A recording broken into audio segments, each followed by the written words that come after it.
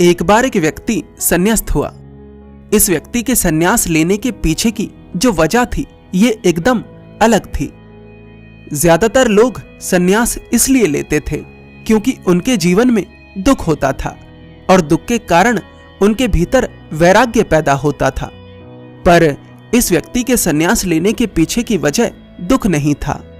इस व्यक्ति के संन्यास लेने के पीछे की वजह थी बुद्ध का सौंदर्य। सुनने में थोड़ा अजीब लग सकता है पर यह सत्य है। इस व्यक्ति का नाम वक्ली था और ये श्रावस्ती का रहने वाला था। बुद्ध अक्सर श्रावस्ती अपने भिक्षुओं के साथ भिक्षाटन के लिए जाते थे और ये जब भी बुद्ध को देखता था तो उन्हें देखता ही रह जाता था।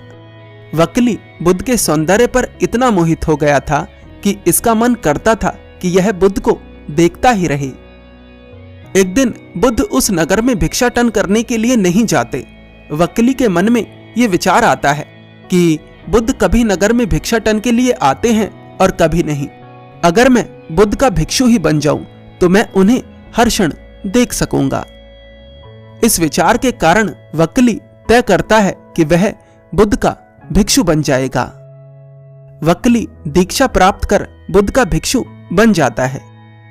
आदमी कभी कभी ठीक कार्य भी गलत कारणों से करता है और कभी कभी गलत कार्य भी ठीक कारणों से कर देता है।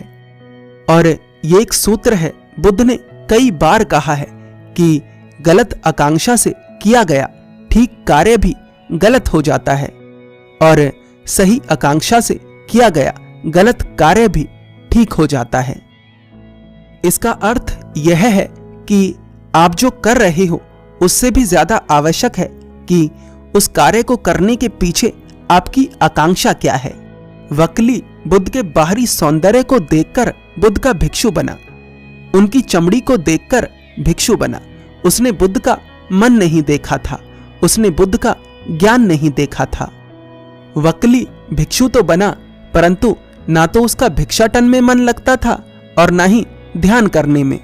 यहां तक कि जब वह बुद्ध के प्रवचन सुनता था तब भी वह बुद्ध को नहीं सुनता था, केवल उन्हें देखता था।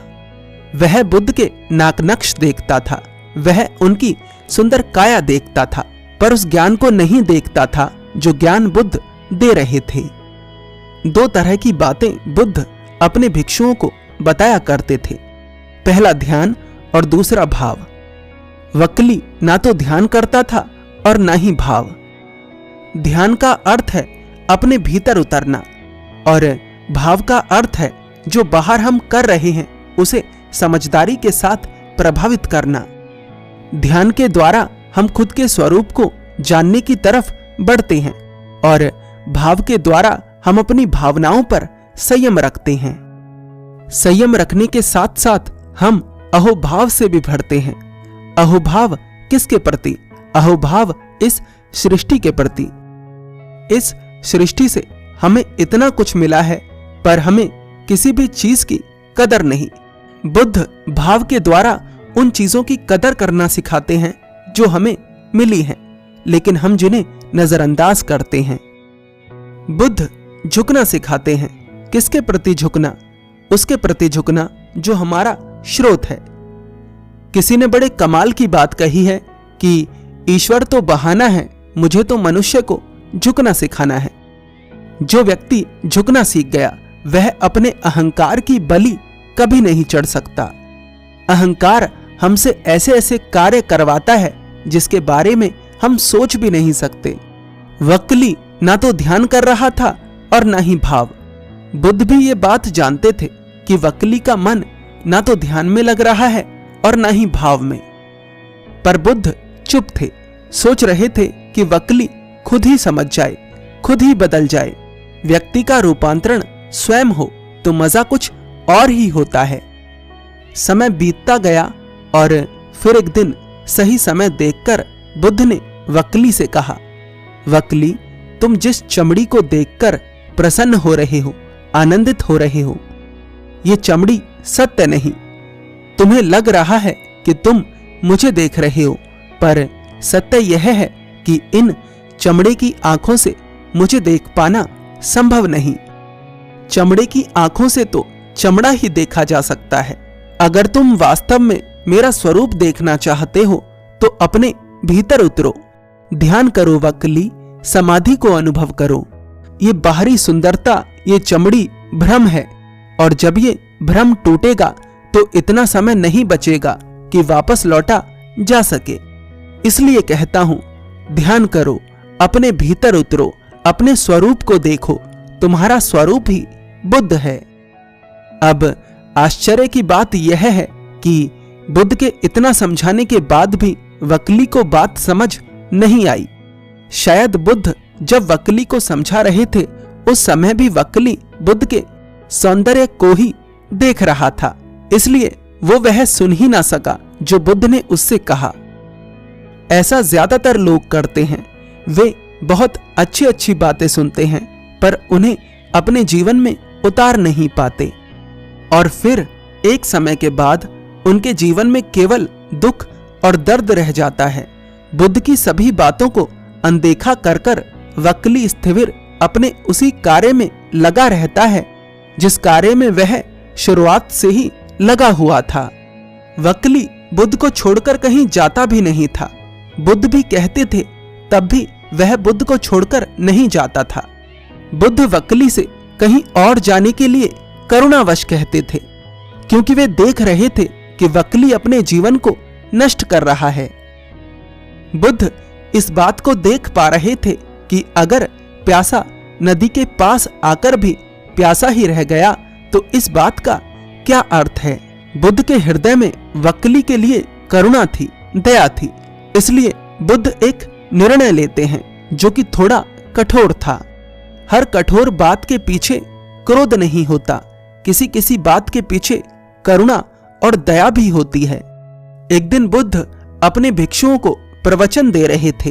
वक्ली सबसे आगे बैठा था और बुद्ध को देख रहा था। बुद्ध क्रोधित होकर बोले, वक्ली सामने से हट जा, मेरी नजरों से दूर चला जा। बुद्ध के ऐसे शब्दों को सुनकर उनके सभी भिक्षु बहुत आश्चर्यचकित होते हैं।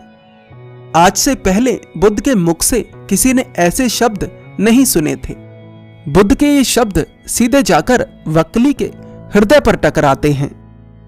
बुद्ध के शब्दों को सुनकर वक्ली के हृदय को बहुत गहरी चोट पहुंचती है और वह वहां से चला जाता है। जाते जाते वक्ली सोचता है कि बुद्ध मुझ पर क्रोधित हो गए, अब जीने का कोई अर्थ नहीं है, इसलिए मैं आत्महत्या कर लूंगा।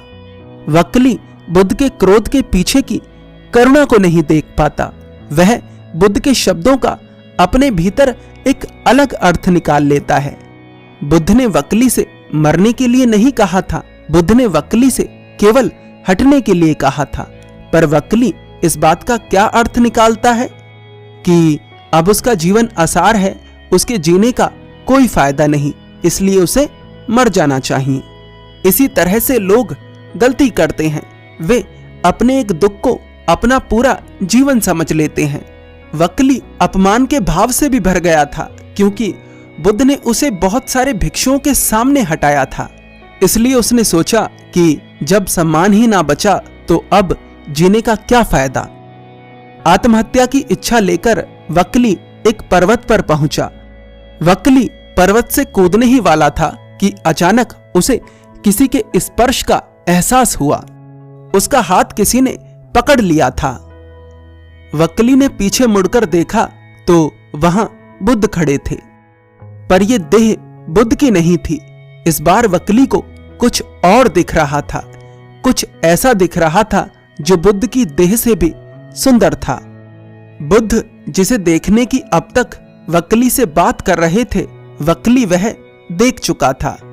अगर बुद्ध के चमड़े की देह वहां खड़ी होती तो शायद वक्ली दोबारा से चूक जाता, लेकिन इस बार बुद्ध का दिव्य रूप वक्ली के सामने था।